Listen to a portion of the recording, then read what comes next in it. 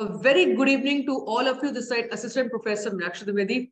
आज से जो हम लोग नया टॉपिक स्टार्ट कर रहे हैं वो रिसर्च मेथडोलॉजी। रिसर्च मेथडोलॉजी बहुत ज्यादा जरूरी इसलिए हो जाता है टॉपिक क्योंकि ये पेपर 1 में भी आता है, पेपर 2 में भी आता है। पेपर 1 में और पेपर 2, अच्छा लोगों को ना ये बच्चों को एक दो डाउट रहते हैं कि मैम पेपर 1 का रिसर्च अलग है और पेपर 2 का रिसर्च अलग है क्या? मुझे आप बताओ, आपको क्या लगता है, अलग है कि सेम है? सेम है मैडम। मैम सेम सेम ही तो है मैम। मैम सेम ही है। मैम यहाँ पर थोड़ा मैम बेसिक रिसर्च तो लेवल है। सेम ही होगी ना मैम। यहाँ पर जैसे क्वेश्चंस जो आते हैं आपके फॉर्मूला से रिलेटेड न्यूमेरिकल आएगा और उधर थोड़ा थ्योरेटिकल बेस्ड स्टैट्स नहीं आती मैम वहां पे। हाँ जी हाँ जी हाँ जी, पहला नहीं स्टैट्स भी आती है, ऐसी बात नहीं स्टैट्स नहीं आती है। देखो क्योंकि ना आप रिसर्च को स्टैटिस्टिक्स को ज्यादा अलग कर नहीं पाओगे। कई बार आपको लगेगा कि ये स्टैटिस्टिक्स का क्वेश्चन है बट एक्चुअली में वो रिसर्च का ही क्वेश्चन होता है। तो वो आप एग्जैक्टली उसको रिसर्च को स्टैटिस्टिक्स को अलग अलग कर नहीं पाओगे। हाँ, जब बात की जाएगी जनरल और स्पेसिफिक वर्ड की तो वो यहाँ पर यूज होता है। पेपर 1 में जो रिसर्च आपसे पूछते हैं वो होती है जनरल रिसर्च, इसीलिए वो पेपर कौन सा है? General paper. वो पेपर स्पेसिफिक है ही नहीं। और जो पेपर 2 है दैट इज स्पेसिफिक पेपर, और वहां पर जो रिसर्च आती है वो होती है स्पेसिफिक। मतलब अगर कोई स्टूडेंट है जिसको जनरल रिसर्च समझनी है, जनरल मतलब ऊपर ऊपर से ओवरव्यू, तो वो पेपर 1 में आएगा। अगर रिसर्च को समझना है कि कैसा होता है, क्यों होता है, टाइप्स एंड ऑल, जो भी बेसिक जो चीजें हैं वो समझने के लिए पेपर 1 आप निकाल लोगे, ठीक है। बट अगर आप इसको इंटरनली समझना चाहते हो, डीपली जब इसको आप अंडरस्टैंड करोगे तो वो पेपर 2 में ही सॉल्व कर पाओगे, ठीक है। तो पेपर 2 में जो रिसर्च आती है वो सेम ही होती है, लेकिन डिफरेंस किस चीज का होता है? डिफरेंस होता है लेवल का। जो ऊपर ऊपर से ओवरव्यू जो रिसर्च आती है वो आती है पेपर 1 में, और पेपर 2 में डीपली अंडरस्टैंडिंग वाली जो रिसर्च है वो आती है, ठीक है। तो डिफरेंस नहीं है, यही चीज है। तो हम दोनों तरीके से समझेंगे। जैसे कि आपको पता है कि सिखाने के लिए, बिकॉज हमारा प्रोफेशनल प्रिपरेशन टॉपिक हो चुका है, वहां पे मैंने बताया कि जब भी किसी टॉपिक को सिखाना हो, समझाना हो, तो तरीका होता है फ्रॉम जनरल टू स्पेसिफिक। तो हम लोग जनरल तरीके से समझेंगे, उसके बाद ऑटोमेटिकली आप उस चीज के अंदर जाना शुरू हो जाओगे, ठीक है। शुरुआत करने से पहले 2-3 चीजें मैं आपको बता दूं, डिस्क्लेमर, ठीक है।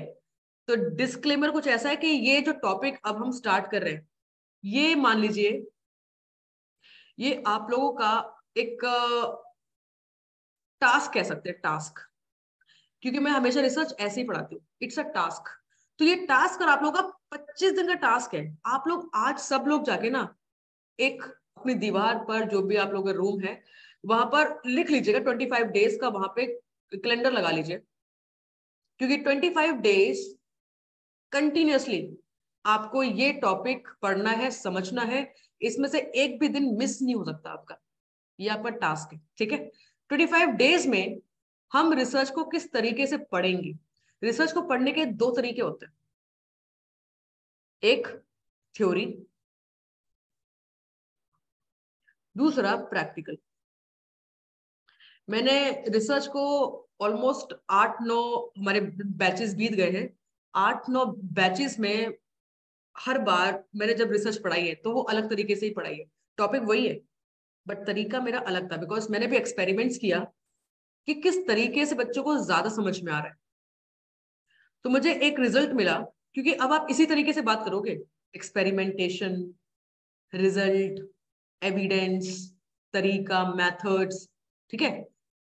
तो यहाँ पर 2 तरीके से रिसर्च को हम समझते हैं, एक प्रैक्टिकल तरीके से, दूसरा थ्योरी।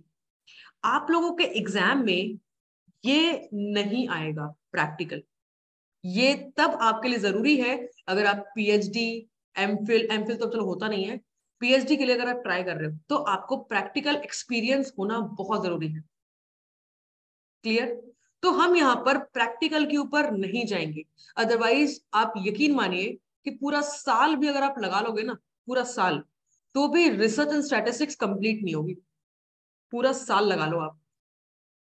तो इसीलिए हम प्रैक्टिकल के ऊपर ना जाके, मतलब मैं आपको केवल पढ़ाऊंगी कि ये चीज ऐसे होती है, ये चीज वैसे होती है, उसको यूज कैसे करना है वो मैं नहीं समझाऊंगी, क्योंकि बहुत टाइम लगता है, जो कि जरूरी नहीं है। आप लोग के एग्जाम में नहीं आएगा, आप लोग के एग्जाम में जो आएगा हम उसके ऊपर फोकस करेंगे। और इन फ्यूचर, जैसे कि अब आपको पता है कि मैं फ्री हो चुकी हूँ, जो भी हमारे स्टूडेंट्स पीएचडी स्कॉलर्स हैं, पीएचडी में एडमिशन लेने वाले हैं, ठीक है, तो उनके लिए अलग से मेरा ये अपना प्लान है और काफी टाइम से प्लान है कि मैं उनके लिए अलग से प्रैक्टिकल रिसर्च की क्लासेस स्टार्ट करूं, तो वो अलग चीजें रहेंगी, ठीक है। अभी यहाँ पर आप क्लियरली अपने दिमाग में बिठा लेना कि यहाँ पर आप केवल रिसर्च को पढ़ोगे, समझोगे, ठीक है, और प्रैक्टिकल कैसे होता है वो हम लोग बाद में सीख लेंगे एग्जाम के बाद, कोई इशू नहीं है, ठीक है, डन। तो यहाँ पे थ्योरी के ऊपर आपका और हमारा फोकस रहेगा, ठीक है। चलिए स्टार्ट करते हैं रिसर्च मेथडोलॉजी। अगर रिसर्च की बात करते ना, तो कोई बहुत बड़ा और बहुत अनकॉमन सब्जेक्ट नहीं है ये, इट्स वेरी कॉमन सब्जेक्ट। चाहे आप एक्सरसाइज फिजियोलॉजी की बात कर लो, स्पोर्ट्स ट्रेनिंग की बात कर लो, sports management, whatever subject आप यहाँ पर बोलो, उसका बेसिक जो है वो रिसर्च है। क्यों? क्योंकि रिसर्च की वजह से ही वो सब्जेक्ट में इतनी नॉलेज आ पाई, उस सब्जेक्ट में इतनी ग्रोथ हो पाई, उस सब्जेक्ट में इतना एक्सपर्टाइज, इतना एक्सपोजर मिल पाया। कैसे? अगर आप साइकोलॉजी की बात कर रहे हैं तो साइकोलॉजी में हुई बहुत सारी डिस्कवरीज, इन्वेंशन, चीजों को समझा गया, चीजों को ढूंढा गया और एविडेंस निकाले गए, तब जाके वो सब्जेक्ट बना। स्पोर्ट्स बायोमैकेनिक्स, अगर आप स्पोर्ट्स की बात कर रहे हैं, स्पोर्ट्स में आप इंडिया की बात कर लो, ज्यादा दूर तो जाओ मत, इंडिया की बात कर लो, लास्ट 10 ईयर्स में कितना ज्यादा डिफरेंस आपको देखने को मिला है। पिछले 10 सालों में इतनी ग्रोथ कैसे हुई? बिकॉज पिछले 10 सालों में जो आपने स्कीम का नाम सुना होगा, top scheme, target Olympic podium scheme, जो टॉप स्कीम है, इस तरीके से बड़ी सारी और भी स्कीम्स हैं। इन स्कीम्स का मेन फोकस ही यही है, focus on technology, focus on expertise, focus on the coaches, जो बेस्ट कोचेज है, जो बेस्ट टेक्निक सिखाएं, जो बेस्ट साइंटिफिक प्रोसीजर यूज कर पाए। तो साइंटिफिक प्रोसीजर्स, बेस्ट टेक्निक, इन सब के बारे में पता चलता कैसे है? रिसर्च। जो साइंटिस्ट होते हैं वो यही सब तो करते हैं, वो रिसर्च करते हैं। रिसर्च का मतलब है किसी चीज को बार बार ढूंढना, मतलब अगेन एंड अगेन सर्च, कुछ ढूंढ रहे हो। अच्छा, आप क्या ढूंढ रहे हो? आप किसी चीज का सॉल्यूशन ढूंढ रहे हो। किस चीज का? जिसका सवाल का जवाब है नहीं आपके पास। जी मैडम। राइट। ठीक है, हुआ हो क्या हुआ क्या भाई? सब सही तो है, खैरियत? ज्यादा जोश नहीं हो गया? ये कौन था वैसे? सब सही है ना सब लोग? ठीक है, मैं तो शुरू भी नहीं किया। मैं तो शुरू भी नहीं किया। आपने पहले इतना मोटिवेट कर दिया। अरे मैं तो शुरू भी नहीं किया। ठीक है, चलो ठीक मैम है, आज ओके। स्टूडेंट भी 74 हैं। अरे मैंने तो ध्यान नहीं दिया। अरे वाह, ग्रेट, ये बढ़िया है, ठीक है, ओके। चलो, तो दोबारा से करते हैं। तो मतलब मैं आपको ये चीज समझा रही हूँ कि हम लोग सर्च क्या कर रहे हैं, तो जो सवाल है, जिन सवाल का जवाब नहीं मिला, और वो सवाल कई बार ऐसा हो सकता है वो सवाल आपके हैं, खुद के पर्सनल सवाल, और कई बार हो सकता है वो सवाल पूरी दुनिया के सवाल है। ग्लोबल वार्मिंग कैसे रिड्यूस की जाए, आपका सवाल है कि पूरी दुनिया का? पूरी दुनिया का सवाल है। आपका खुद का मैनेजमेंट कैसे होगा, ये आपका सवाल है कि पूरी दुनिया का? ये आपका सवाल है, ठीक है। तो सवाल जो है, और अच्छा, इन दोनों में से इंपॉर्टेंस किसको मिलेगी मुझे बताओ? सीधी सी बात है, उस सवाल को इंपॉर्टेंस मिलेगी जो दुनिया का है। इसी को बोलते हैं जनरलाइजेशन। मतलब जब चीजों को आप एक लार्ज स्केल पे कर रहे हो, जिसकी डिमांड बहुत ज्यादा है, आप वो चीज ढूंढ रहे हो, आप वो चीज सर्च कर रहे हो जिसकी डिमांड बहुत ज्यादा है, तो ऑटोमेटिकली इंपॉर्टेंस उसकी बढ़ जाती है। यही तो रिसर्च है, ठीक है। अब इसी रिसर्च को अगर आप सिस्टमैटिक तरीके से, ये 2-3 ना शब्द यहां पर याद कर लो, सिस्टमैटिक, साइंटिफिक, सीक्वेंशियल, ये बार बार आपके सामने आएगा, ठीक है। तो रिसर्च क्या है? Research is a systematized effort to gain new knowledge. New knowledge क्यों? क्योंकि वो पहले से नहीं है। अगर कोई भी नॉलेज पहले से आपके पास होगी तो आप उसमें क्या ढूंढोगे? नहीं ढूंढोगे ना, जरूरत ही नहीं है। ऑलरेडी इतना कुछ उसमें आपको इंफॉर्मेशन मिल चुकी है, तो आप क्या ढूंढोगे? तो दिस इज वेरी इंपॉर्टेंट कि whenever you do research, it should B new. जब भी कोई रिसर्च में टॉपिक चूज करते हैं तो क्या बोलते हैं? It should B new topic. Why? Because जब चीज नई होगी तभी तो उसकी इंपॉर्टेंस बढ़ेगी। वो चीज पहले से इतनी बार लोगों ने रिसर्च कर रखी है, आपने भी उसके ऊपर रिसर्च कर ली, और आपके अकॉर्डिंग नया क्या है? हरियाणा में नहीं हुई अभी तक रिसर्च ऐसी। ठीक है, किसी कोई भी टॉपिक ले लो आप, comparative studies, comparative studies between motor abilities, between hockey players and kho kho players, between ये प्लेयर्स वो प्लेयर, मतलब ये स्टडीज ना बहुत सारी बहुत बार हो चुकी है। अलग क्या हो गया कि आपने उसको अपने स्टेट में कर लिया, आपने उसको अपने एरिया में, ये कुछ अलग नहीं है सर, स्टडी वही है। डेटा ज्यादा कुछ फ्लक्चुएट नहीं करेगा, तो it is not a new study, it's a common study. तो इसमें आपको रिसर्च को इंपॉर्टेंस नहीं मिलेगी। आपको ये चीज समझ में आ रही है? तो जब भी आप किसी भी चीज को सिस्टमैटिक तरीके से नई नॉलेज, नया कुछ ढूंढ रहे हो ताकि उस प्रॉब्लम का सॉल्यूशन मिल सके, उसको रिसर्च कहते हैं सिंपल लैंग्वेज में। ठीक है, तो research is an endeavour to discover, कुछ खोज रहे हो आप, खोज कर रहे हो जो चीज मिली नहीं अभी तक, वो आप खोज रहे हो। अब इसके लिए हर कोई आ सकता है क्या? नहीं, because research is a work for experts. ये सबके बस की बात नहीं है।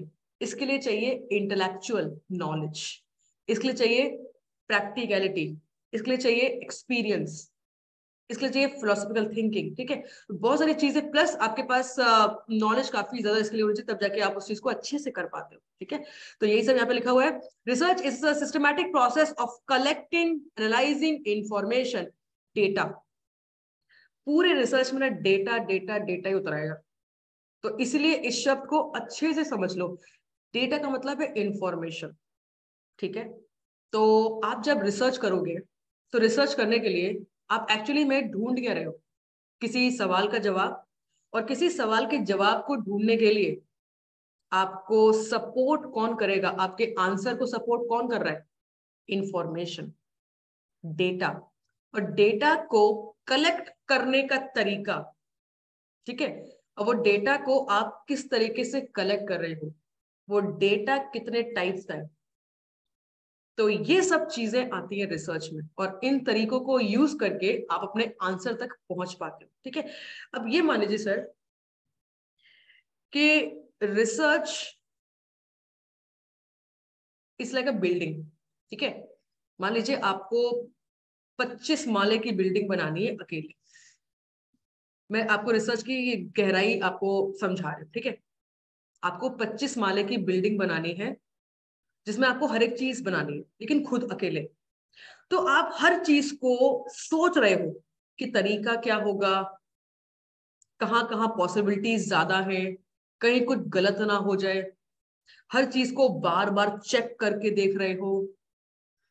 तो रिसर्च डिफिकल्ट इसलिए हो जाती है, और डिफिकल्ट इसलिए समझी जाती है क्योंकि इसमें करने के लिए बहुत कुछ है, पॉसिबिलिटीज बहुत ज्यादा है, चीजों के गलत होने की पॉसिबिलिटीज बहुत ज्यादा है।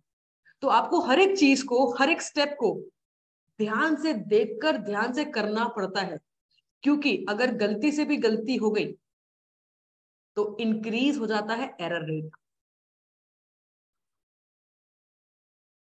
एरर, और जो भी चीज आप आज से स्टार्ट कर रहे हो, आपको याद है ना 25 दिन, कहाँ गया ये 25 दिन याद है ना? 25 दिन ये टास्क है आपका, तो ये आज से आपका शुरू होता है। हर एक शब्द, हर एक क्लास, हर एक वर्ड, मैं जो भी आपको समझा रही हूँ, यकीन मानिएगा ये हर एक चीज आपकी अंडरस्टैंडिंग के साथ रिलेट करेगी, आपकी नॉलेज और आपके सब्जेक्ट के साथ रिलेट करेगी।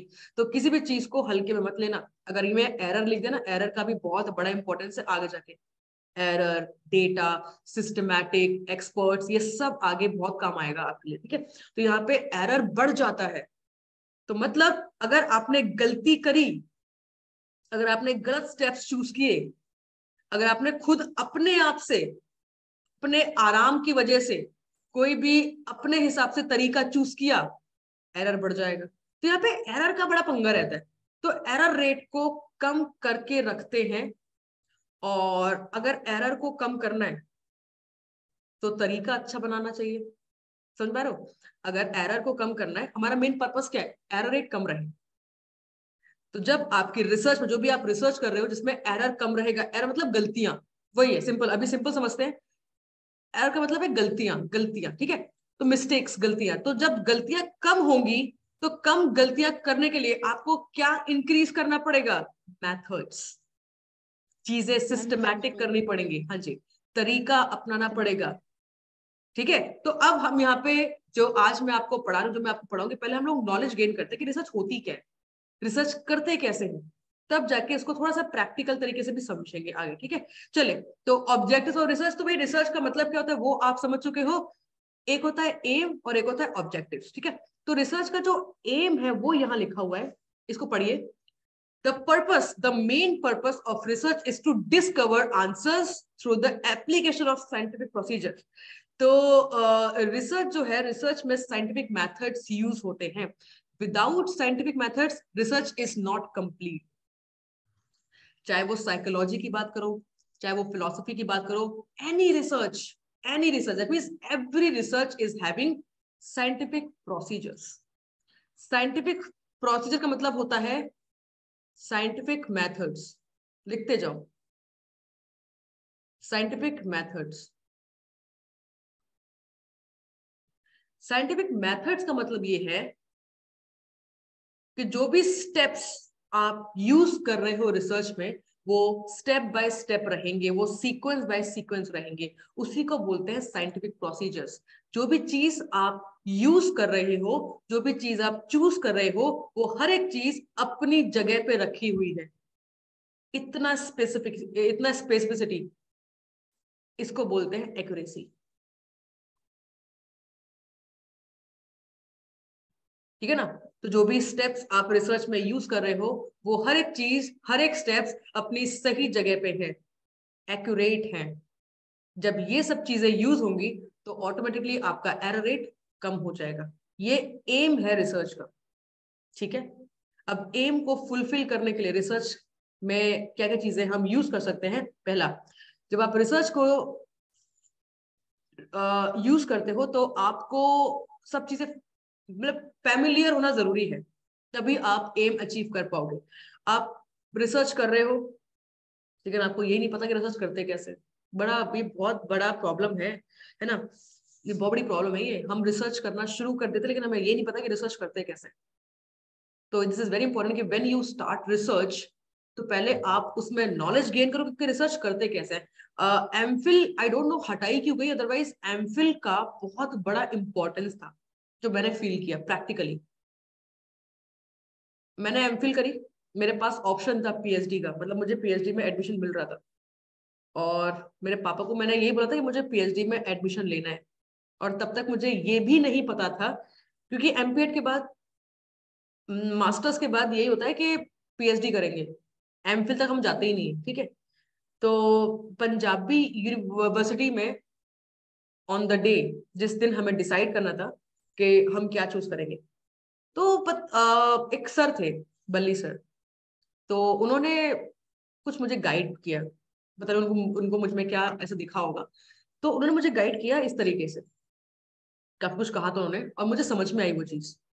और उसके बाद मैंने एमफिल में एडमिशन लिया, मतलब पीएचडी, बिकॉज मेरा सेकंड नंबर पर रैंक था, तो पीएचडी मिल रही थी, बट मैंने एमफिल चूज करी और जो मेरे नीचे वाले रैंक्स वाले थे उनको पीएचडी मिल गई। बाकी लोगों ने, सब लोगों ने बोला कि यार पागल हो, तुमने पीएचडी चूज नहीं करी, तुमने एमफिल चूज करी, क्योंकि लोगों के दिमाग में था जल्दी से डिग्री पालो और नाम के आगे डॉक्टर लगा लो। मेरे दिमाग में वो था ही नहीं। मेरे दिमाग में हमेशा था कि नॉलेज कहाँ से मिल रही है। पीएचडी में मुझे मिल रहा था 6 महीने का कोर्स वर्क और एमफिल में मुझे मिल रहा था 18 महीने का course work.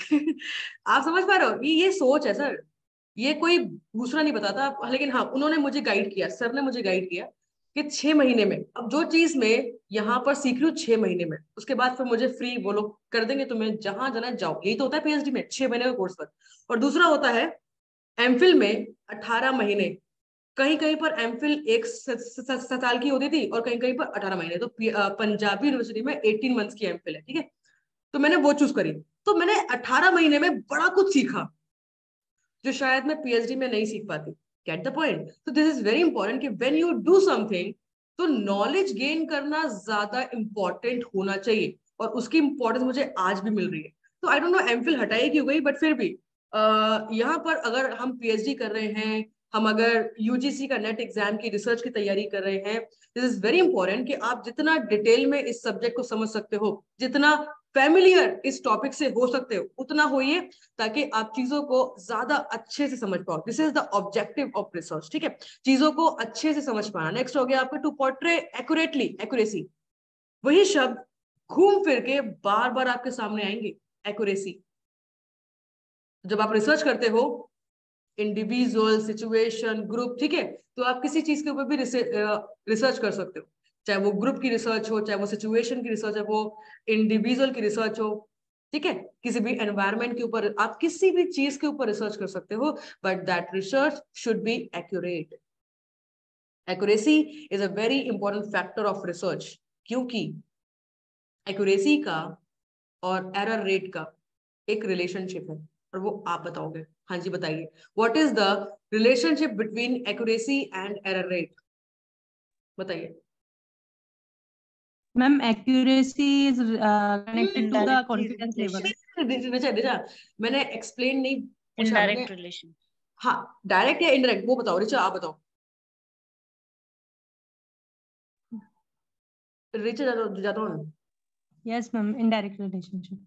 Indirect, right. Accuracy बढ़ेगी तो एरर रेट कम होगा, सिंपल। अब एक्सप्लेनेशन आपको पता है, सबको पता है, एक्यूरेसी का मतलब वही एग्जैक्टनेस, जितना एरर रेट कम होगा उतना ज्यादा एक्यूरेट होगा, और यही चीज आपके लिए इंपॉर्टेंट है ना।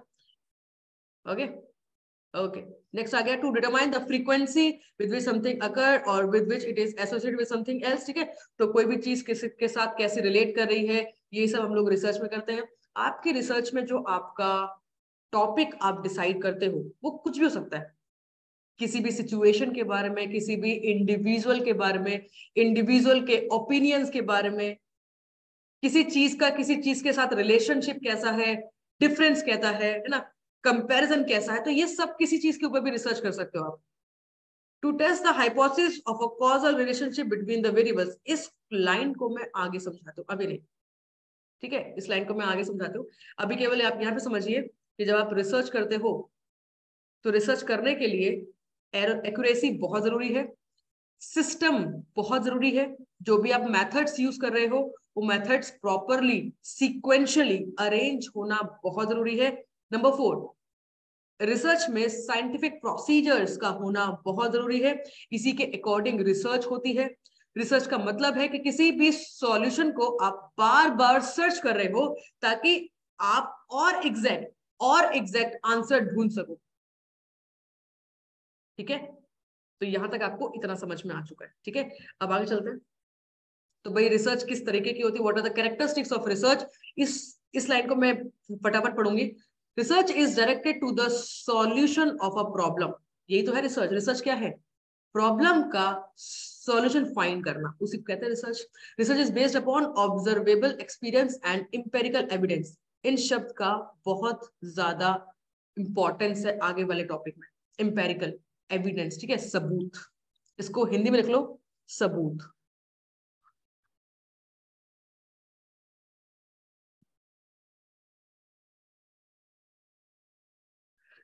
ठीक है, तो जो भी आप रिसर्च कर रहे हो वो आपके ऑब्जर्वेबल एक्सपीरियंस के ऊपर भी डिपेंड करती है। ऑब्जर्वेबल एक्सपीरियंस का मतलब क्या हो गया कि जो आप, अच्छा, ऑब्जर्वेशन का मतलब समझ रहे हो? ऑब्जर्वेशन, जो चीज आप देख कर, मतलब जो चीज आपने फर्स्ट हैंड इंफॉर्मेशन जिसको आप कह सकते हो।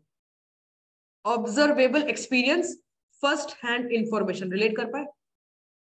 मतलब as an expert, as a researcher, आप रिसर्चर हो और वो चीज आपने देखी है, इसको कहते हैं ऑब्जर्वेबल एक्सपीरियंस। हाँ, प्राइमरी डेटा कह सकते हो, वन हैंड इंफॉर्मेशन कह सकते हो। ऑब्जर्वेबल एक्सपीरियंस का यही मतलब है कि जो रिसर्च है वो ज्यादा अच्छी, ज्यादा एक्यूरेट। देखो, हमारा रिसर्च करने का बार बार वही मेन फोकस है कि एरर रेट को कम कैसे किया जाए और एक्यूरेसी को ज्यादा कैसे किया जाए। बार बार इसी चीज के ऊपर हम लोग घूम फिर के आ रहे हैं। तो जब हमारा ऑब्जर्वेबल एक्सपीरियंस अच्छा होगा, रिसर्चर खुद रिसर्च कर रहा है, खुद अपना डेटा कलेक्ट कर रहा है, तभी वो अच्छी रिसर्च मान जाएगी, बिकॉज सबूत ज्यादा होगा, एविडेंस ज्यादा होगा। रिसर्च डिमांड्स एक्यूरेसी, समझा दिया बार बार। Research involves gathering new data from primary source or using existing data for a new purpose. See, आपकी रिसर्च का जो भी पर्पस है आपके लिए रिसर्च, अच्छा देखो आप रिसर्च कर रहे हो, रिसर्च करने का मेन पर्पस क्या है? किसी सवाल के जवाब को ढूंढना, समझ रहे हो? रिसर्च कर रहे हो, रिसर्च करने का मेन पर्पस क्या है? किसी सवाल के जवाब को ढूंढना।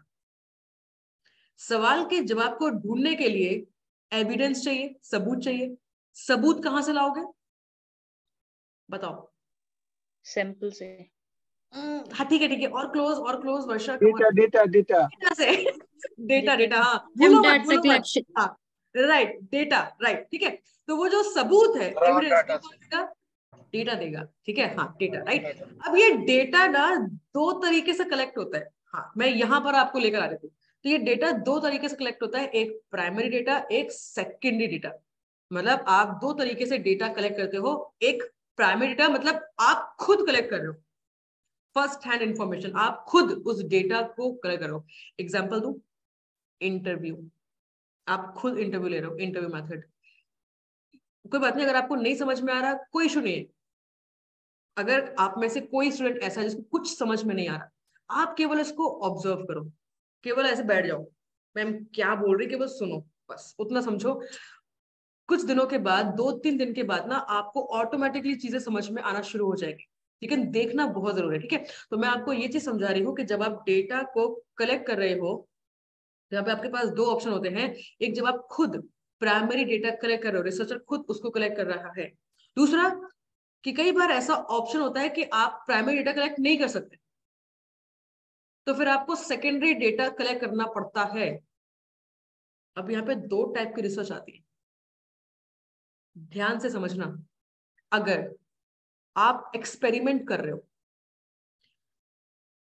अगर आप एक्सपेरिमेंट कर रहे हो, तो एक्सपेरिमेंट करने के लिए आप जो डेटा कलेक्ट करोगे वो डेटा होना चाहिए प्राइमरी डेटा, क्योंकि एक्सपेरिमेंट आप ही तो करोगे कि कोई और करेगा एक्सपेरिमेंट आपके बिहाफ पे? आप खुद करोगे ना एक्सपेरिमेंट।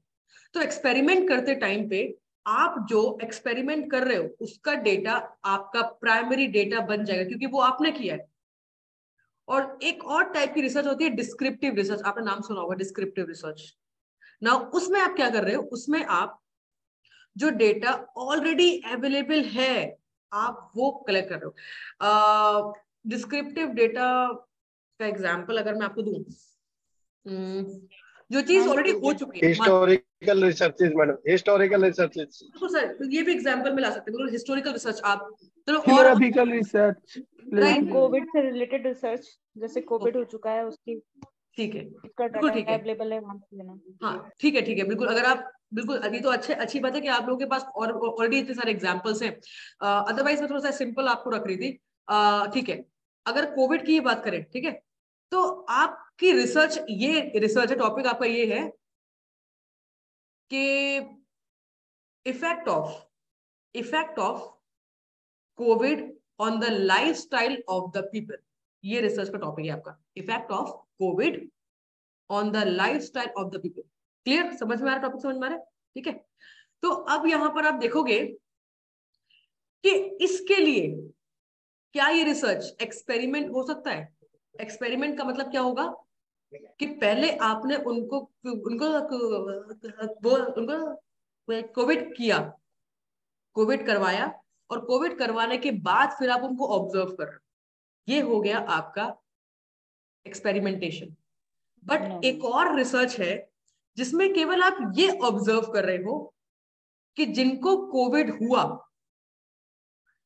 कोविड हुआ उनका लाइफस्टाइल कैसा है। तो दोनों रिसर्चेस में आपको डिफरेंस समझ में आ रहा है? एक एक्सपेरिमेंटेशन रिसर्च है जिसमें आप पहले उनको कोविड कराओगे, तब जाके उनका लाइफस्टाइल चेक करोगे। ऑफ कोर्स ये रिसर्च हो सकती है क्या? नहीं हो सकती। तो इस सिचुएशन में, इस टाइप की रिसर्च में आप कौन सा डेटा चूज करोगे? डेटा, ठीक है, क्योंकि वो आपके पास, क्योंकि वो आप मतलब जब उनको कोविड हुआ था, ठीक है, जब उनको कोविड हुआ था तो वो बेसिकली आप उस टाइम पे प्रेजेंट नहीं थे, वो आपने करवाया नहीं है, ठीक है। तो यहाँ पे दो तरीके से रिसर्च हो रही है। जब भी आप डेटा कलेक्ट करो तो यहाँ पे दो टाइप से डेटा कलेक्ट कर रहे हो, एक प्राइमरी डेटा और एक सेकेंडरी डेटा। तो अगर हम दोनों को कंपेयर करें तो कौन सा ज्यादा एक्यूरेट है, आप बताओ। Primary data. क्लियर है, हाँ जी, एक चीज तो क्लियर है कि भाई प्राइमरी डेटा ज्यादा एक्यूरेट है। व्हाई? प्राइमरी डेटा इसलिए ज्यादा एक्यूरेट है क्योंकि वो आपने कलेक्ट किया है आपके सामने, ऑब्जर्वेबल, एक्यूरेट ऑब्जर्वेशन। और जो दूसरा है सेकेंडरी डेटा, उस टाइम पे आप प्रेजेंट नहीं थे, आप केवल उनकी बातों पे, आप केवल उनके ओपिनियंस पे केवल चेक कर रहे हो, आप वहां पे उस टाइम प्रेजेंट नहीं थे। क्लियर? बट वो तब हो सकता है जब आपके पास और कोई ऑप्शन ना हो, जैसे मैंने आपको एग्जांपल दिया। ठीक है, चलिए ओके। उसके बाद आगे आपको research activities are characterised by carefully design procedure. It is very important whenever you do research, it should be carefully planned. हर एक चीज, हर एक स्टेप, हर एक मेथड, हर एक collection tool, whatever tools you are using, tools का मतलब लिख रहे हैं टूल्स मतलब टेक्निक, जो भी टेक्निक आप यूज कर रहे हो, हर एक चीज के पीछे रीजन होता है। रिसर्च में कुछ भी आप अपने आप यूज नहीं कर सकते। अगर आप रिसर्च में अपने आप कुछ यूज करते हो, उसे क्या बोलते हैं?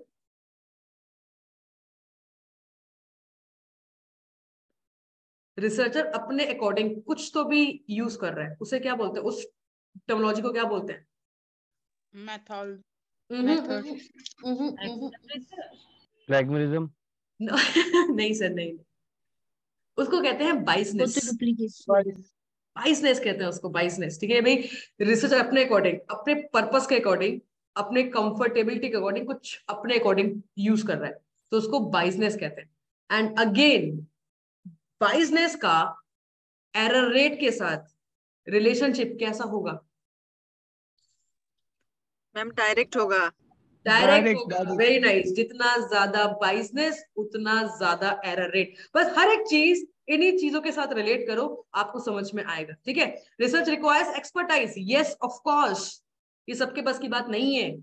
रिसर्च को करने के लिए knowledge, experience, competence level, intelligence, ये सब होना जरूरी है। ऑब्जर्वेशन, कीन ऑब्जर्वेशन होना बहुत जरूरी है, तभी आप एक अच्छी रिसर्च कर पाओगे। ठीक है, तो ये कुछ रिसर्च के कैरेक्टरिस्टिक्स थे, और भी यहाँ पे लिखे हुए हैं, तो मैं बहुत डिटेल में नहीं बताऊंगी, आपको समझ में आएगा। Research is objective and logical. आप यूं ही कोई भी टॉपिक चूज नहीं कर लेते हो कि भाई करना ही करना है तो कर ही लो, नहीं, ऐसा नहीं होती रिसर्च। अच्छा, रिसर्च क्यों होती है वो समझ में आ रहा है आपको? Yes ma'am. प्रॉब्लम को सॉल्व करने के लिए। हाँ, प्रॉब्लम को सॉल्व करने के लिए रिसर्च कर रहे हो आप कुछ वो ढूंढ रहे हो जो लोगों की नजर है, कितने लोगों की प्रॉब्लम्स हैं, अब वो ढूंढ रहे हो, उसको रिसर्च कहते हैं। और यार जबरदस्ती प्रॉब्लम बनाते हैं फिर ढूंढते हो। ठीक है, वो तरीका ही नहीं है प्रॉब्लम को सॉल्व करने का। जो नेचुरल प्रॉब्लम है, जिसका सोल्यूशन है ही नहीं, उसको ढूंढना, वो एक रिसर्च है। तो it should have logic. Objective क्या है आपका, पर्पस क्या है रिसर्च करने का, तब जाके वो रिसर्च की इंपॉर्टेंस अपने आप बढ़ जाती है। मैम ये चीजें मेडिकल की फील्ड में हो सकती है ना, कि पहले से जो हमें प्रॉब्लम है और हमें उसके बारे में पता नहीं है, तब हम रिसर्च करते हैं, जो एक्यूरेट रिसर्च होगा। हाँ, नहीं आप देखो, हर एक फील्ड में बड़े मतलब हर एक फील्ड में, चाहे आप किसी भी फील्ड की बात करो, चाहे आप मेडिकल साइंसेस की ही बात करो, बड़े सारे एरियाज ऐसे हैं जो अभी भी अनसॉल्व्ड है। तो बड़े सारे एरियाज ऐसे हैं, वो जो अनसॉल्व्ड एरियाज हैं, वहां पर अगर रिसर्च की जाए तो वो ऑटोमेटिकली बहुत हाई लेवल की, उसके लिए आपको नेशनल इंटरनेशनल अवार्ड भी मिल सकता है। इतनी बड़ी इंपॉर्टेंस है रिसर्च की। Research is not limited for MPhil and PhD only, no. Research की इंपॉर्टेंस बहुत ज्यादा है कि आप कुछ वो ढूंढ रहे हो जो शायद कोई ढूंढ ही नहीं पाया है ना। बट हाँ, कि वहां तक जाने के लिए आपको क्या चाहिए? एक्सपर्टाइज, आपकी एबिलिटीज, वो सब चीजें। ठीक है, चलिए। तो research involves the quest for answer to unsolve problems. ये आपका नेचर होना चाहिए कि आप वो देख पा रहे हो जो बाकी नहीं देख पा रहे, आप वो सोच पा रहे हो जो बाकी नहीं सोच पा रहे, तब आप एक अच्छी रिसर्च कर पाओगे। रिसर्च रिक्वायर्स करेज, बहुत हिम्मत चाहिए भाई करने के लिए, क्योंकि इसमें बहुत टाइम लगता है। एक अच्छी रिसर्च को कंप्लीट करने के लिए सालों साल बीत जाते हैं, तब भी कई बार ऐसा होता है कि रिजल्ट ही नहीं आता। मान लीजिए, अच्छा, इस बात को वही लोग समझ पाएंगे शायद अगर जो पीएचडी एमफिल कर रहे होंगे। अगर आपने पूरी रिसर्च करी, 5 साल 6 साल आपने अच्छी खासी रिसर्च करी, बहुत मेहनत से रिसर्च करी और एट द एंड आपको मिलता है there is no significant effect, there is no significant difference, there is no significant relationship, मतलब है ही नहीं। आपने 5-6 साल इतनी मेहनत करी और कुछ भी रिजल्ट आपको दिखा नहीं, जिस चीज के लिए आप कर रहे थे वो आपको मिला नहीं, ठीक है। तो इट रिक्वायर्स करेज। तो एट द एंड आपके 5 साल खराब नहीं हुए, एट द एंड आपने 5 साल वो देखा कि इस तरीके से तो नहीं होगा, लेकिन इसके लिए हिम्मत चाहिए भाई, हर किसी के बस की बात नहीं होता है, ठीक है। Research is characterised by patience, it requires patience, unhurried activity, जल्दबाजी में चीजें खराब ही होंगी, जल्दबाजी में एरर रेट बढ़ता है, तो आपको एरर रेट को कम करके अपनी रिसर्च की ऑथेंटिसिटी, रिसर्च की एक्यूरेसी ये बढ़ानी है। Research is carefully recorded and reported, क्योंकि एट द एंड जब आप थीसिस बनाते हो, थीसिस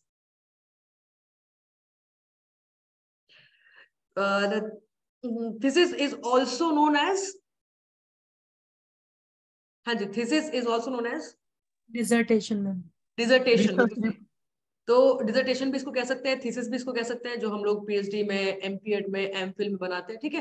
तो जो भी आप रिसर्च करते हो उसको properly, carefully, step by step, sequence wise, chapter wise लिखना जरूरी है, वो यहाँ पे लिखा हुआ है, ठीक है। चले, तो इस तरीके से रिसर्च आप यहाँ पे समझ चुके हैं। इसके बाद scientific method, what is the exact meaning of scientific method. अगर साइंस और साइंटिफिक मेथड के डिफरेंस की बात की जाए तो science is a study in which there is exactness, ठीक है। मैं आपको सिंपल लैंग्वेज में समझाऊंगी कि साइंस में एग्जैक्टनेस होती है, लॉज, ठीक है, लॉज, और जो भी चीज आप यहाँ पे साइंटिफिक यूज कर रहे हो, तो साइंस का मतलब हो गया कि whatever you are using it is exact. वहां पे कहीं पर भी मिनिमम से मिनिमम परसेंटेज भी गुंजाइश नहीं है गलत होने की। ग्रेविटी, न्यूटन्स लॉ, मोशन, ये साइंस है, मतलब ये 0.0001% भी गलत नहीं हो सकता, समझ रहे हो। बिकॉज ये जो रिसर्च हुई है ये 100% जो लॉज है उसके अकॉर्डिंग हुई है, ठीक है। बट जो साइंटिफिक मेथड है, साइंटिफिक मेथड का मतलब साइंस नहीं है। साइंटिफिक मेथड का मतलब है कि whatever procedures you are using, whatever technique you are using, whatever steps you are using those steps, those technique in a proper manner, in a systematic manner, in a sequential manner. हर एक चीज को तरीके से करना, उसको बोलते हैं scientific method. तो साइंस में और साइंटिफिक मेथड में आपको डिफरेंस समझ में आ रहा है। Research is not science, but research is based on scientific method. कौन मुझे इस लाइन का मतलब समझाएगा? मैं दोबारा रिपीट करती हूँ, research is not science but research is based on scientific method. Come on, raise your hand, कौन मुझे समझाएगा इसका मतलब?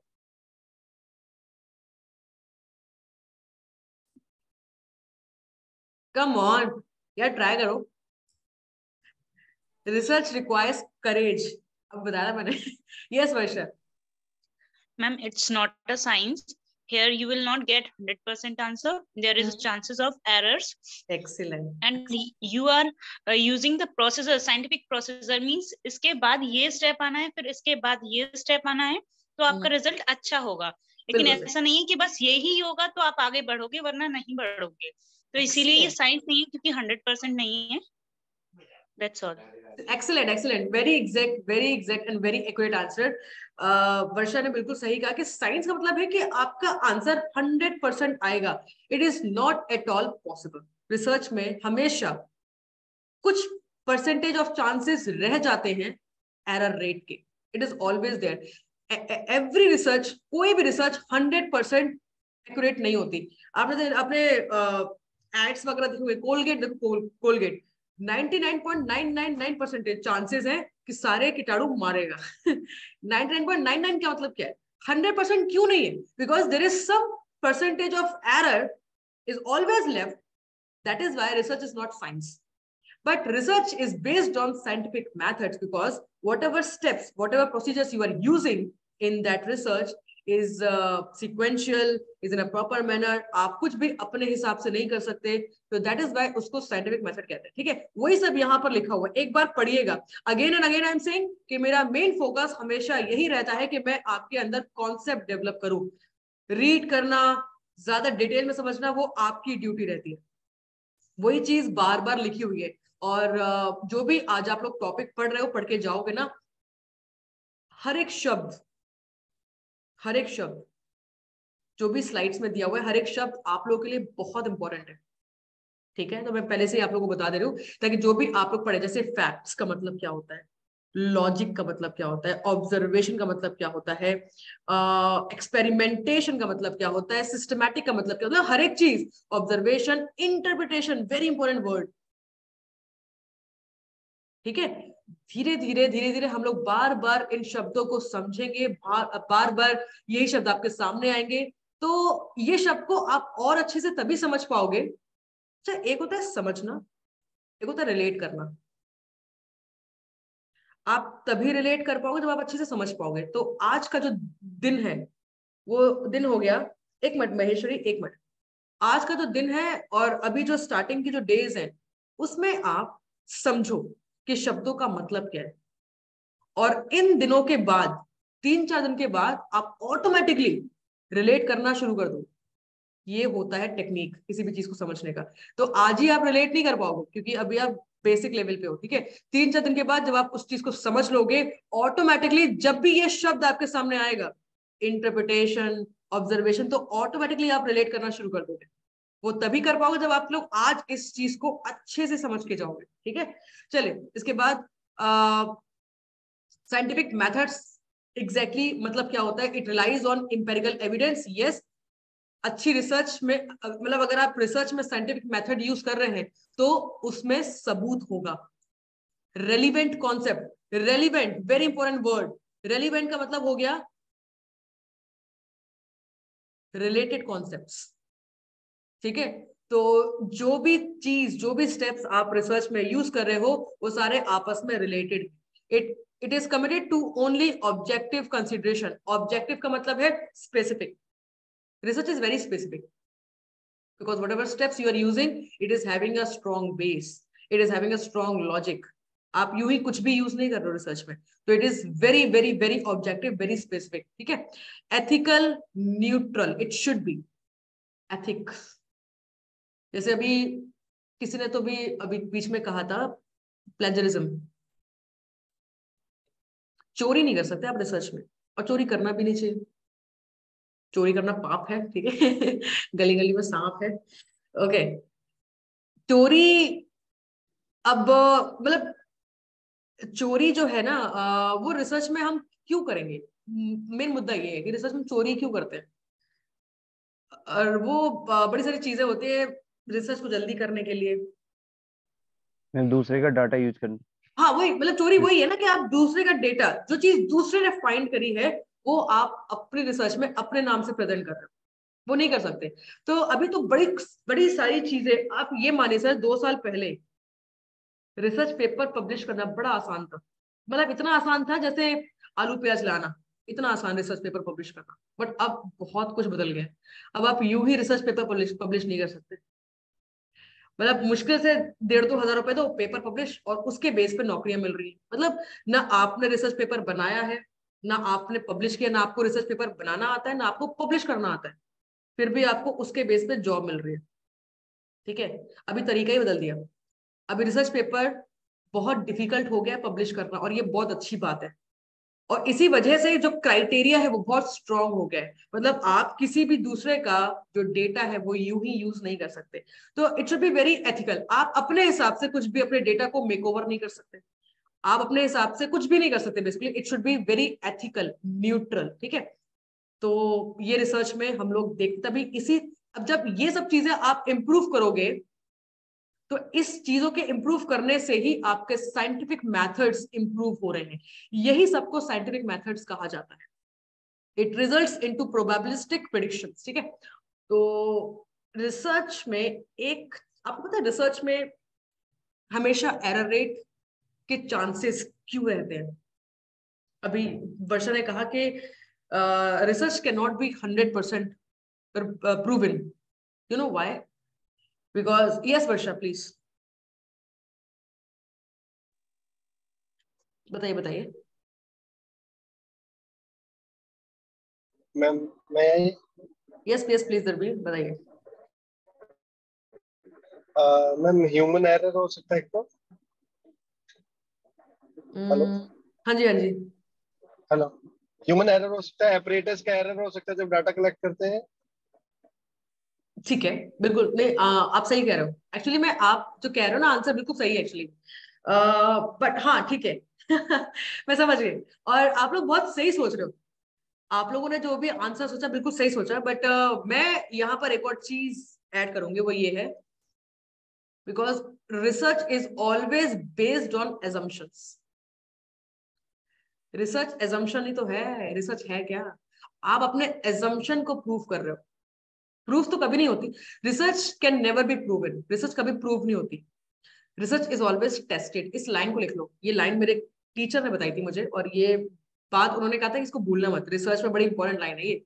2-3 लाइंस मुझे मेरे टीचर ने बताई थी, वो मैं आपको बताऊंगी। पहली तो लाइन यही है कि research can never be proven, because research कोई अंत ही नहीं है। रिसर्च का मतलब ये रिसर्च, आप जितनी बार सर्च करोगे आपको कुछ नया ही मिलेगा। This is the beauty of research, ठीक है।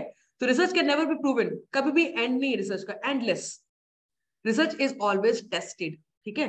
तो रिसर्च में हाइपोथेसिस होती है, because research is always based on assumptions, ठीक है। आप क्या सोच रहे हो, आप उसको, तो आपकी सोच को आप यहाँ पे टेस्ट कर रहे हो। That is why there is always chances of error, ठीक है। बाकी जो आप लोग आंसर दिए वो बिल्कुल सही आंसर है, वो गलत नहीं आंसर, ठीक है। बाकी मैंने बस आपके आंसर में कुछ ऐड कर दिया, okay. The methodology is made known, तो whatever procedure you are using, you have to understand that भाई आपको क्यों यूज कर रहे हो, वो आपको पता होना चाहिए कि आप वो क्यों यूज कर रहे हो। Aim at formulating the scientific theories, ठीक है। तो साइंटिफिक थ्योरीज वगैरह आप यहाँ पर, अब आपको 2 वर्ड के मतलब पता है, इंडक्टिव और डिडक्टिव। यस और नो पता है ना आप लोगों को इन शब्द के मतलब, इंडक्टिव और डिडक्टिव? यस और no? Yes ma'am. Yes ma'am. है ना, ठीक है, ओके। तो थ्योरीज बनाना, थ्योरीज मैं दोबारा से आपको हिंट देती हूँ। अगर आपकी रिसर्च का पर्पस, अगर आपकी रिसर्च का पर्पस है थ्योरीज बनाना, थ्योरीज को एक्सप्लोर करना, तो ये किस टाइप की रिसर्च होगी, इंडक्टिव या फिर deductive?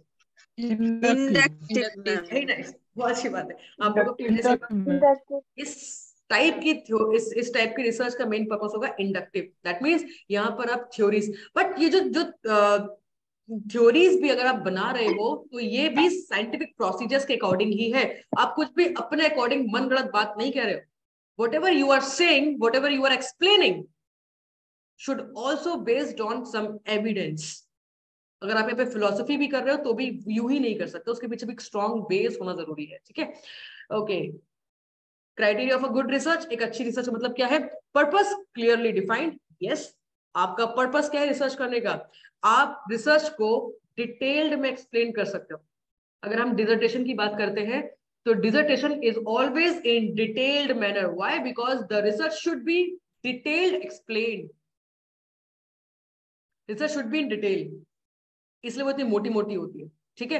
Research design thoroughly plan, whatever steps, whatever chapters you are using, whatever tools you are using, आप क्यों करोगे, कैसे करोगे, कितना करोगे, whatever you are using in research, it should be well planned।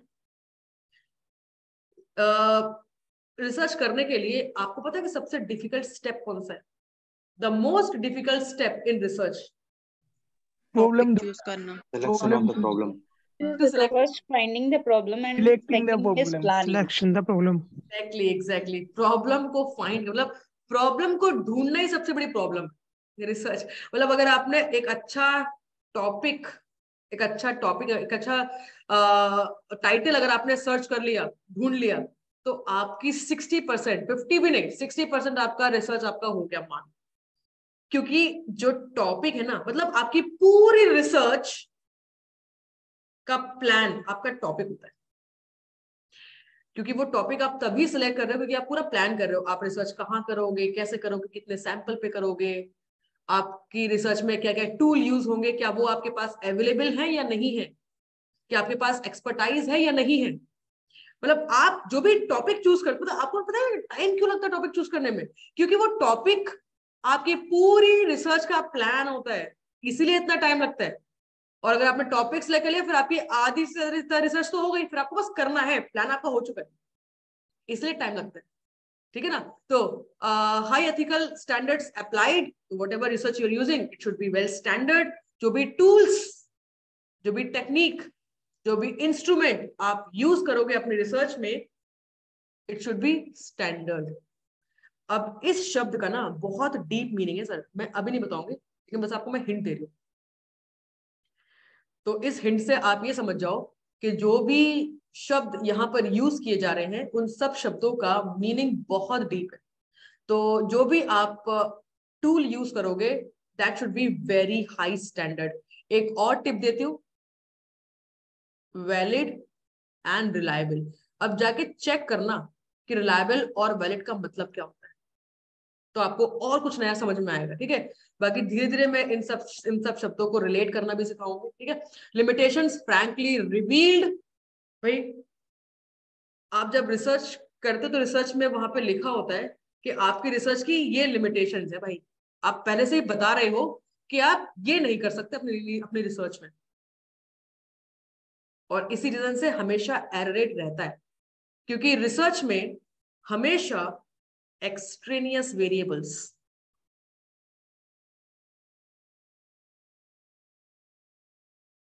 अब आप लोगों को दिमाग में आएगा मैम ये क्या होता है, तो ये दिमाग में रखो सर कि ये क्या होता है। हर एक चीज पहले दिन नहीं बताई जाएगी, कुछ चीज खुद भी सर्च करना, और जब इसका वक्त आएगा तब मैं बताऊं।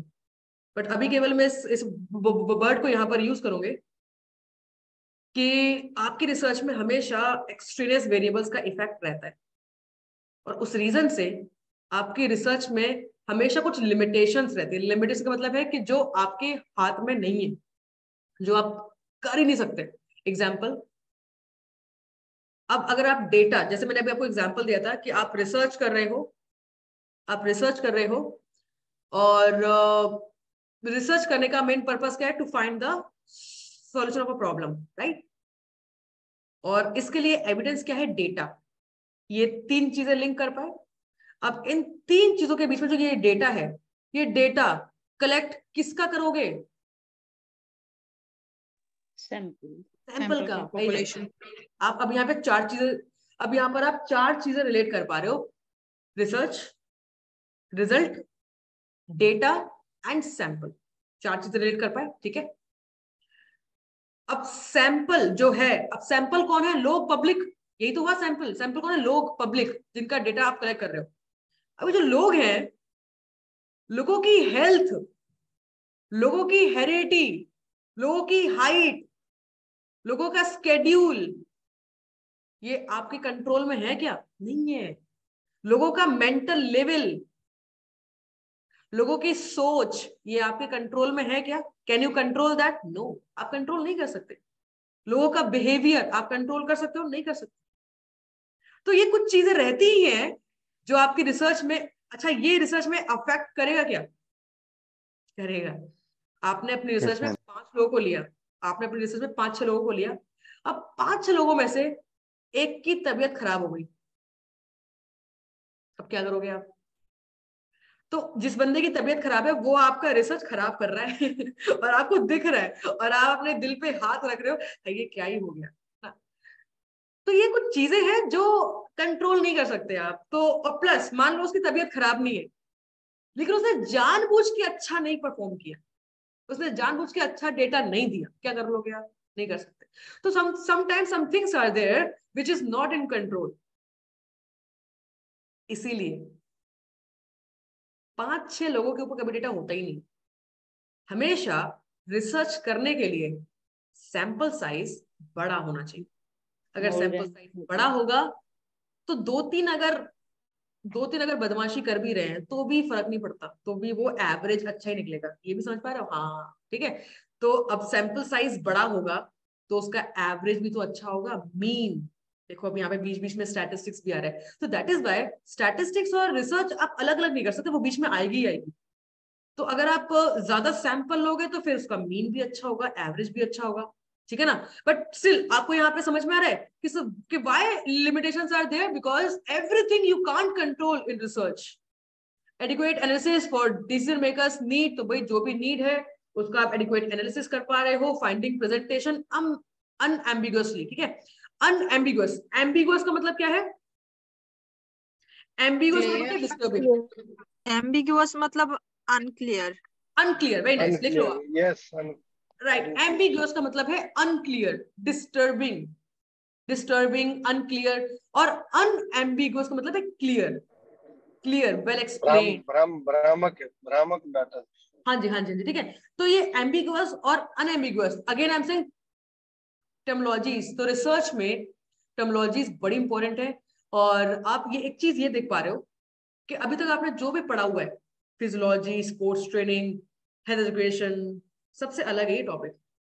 तो अगर कोई स्टूडेंट ऐसा है जिसने बीच में ज्वाइन किया है तो कोई प्रॉब्लम नहीं है। अब आप समझ पा रहे हो कि जो आपने पहले पढ़ा हुआ है वो एक अलग ही चीज है और ये एक अलग ही चीज स्टार्ट हो रही है।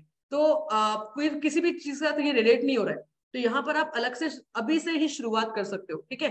तो conclusion justified what ever result, जो भी रिजल्ट आ रहा है, जो भी आप रिसर्च कर रहे हो, रिसर्च करने के बाद जो आपके पास रिजल्ट आ रहा है, वो रिजल्ट के वो रिजल्ट का बेस क्या रहेगा? एविडेंस, सच्चाई, एविडेंस, सबूत। वो सबूत आपके पास होना चाहिए, तभी आप जस्टिफिकेशन दे पाओगे कि भाई जो आपका आंसर आया है तो वो क्यों आया है। समझ रहे हो? रिजल्ट आने तक ही खत्म नहीं होती रिसर्च। रिजल्ट आया है तो आपको ये भी बताना पड़ेगा कि क्यों आया है। डिस्कशन ऑन हाइपोथेसिस लास्ट में होता है, चैप्टर नंबर 4 में। अगर आप लोगों ने रिसर्च करे तो आप रिलेट कर पा रहे हो। चैप्टर नंबर 4 में डिस्कशन ऑन हाइपोथेसिस, वो यही चीज है कि जो आपने हाइपोथेसिस चूज करी थी और लास्ट में आप उसको ये भी बता रहे हो कि आपकी हाइपोथेसिस आई है तो वो क्यों आई, वो क्लियर क्यों हुई है, वो ये सब चीजें रहती है, ठीक है।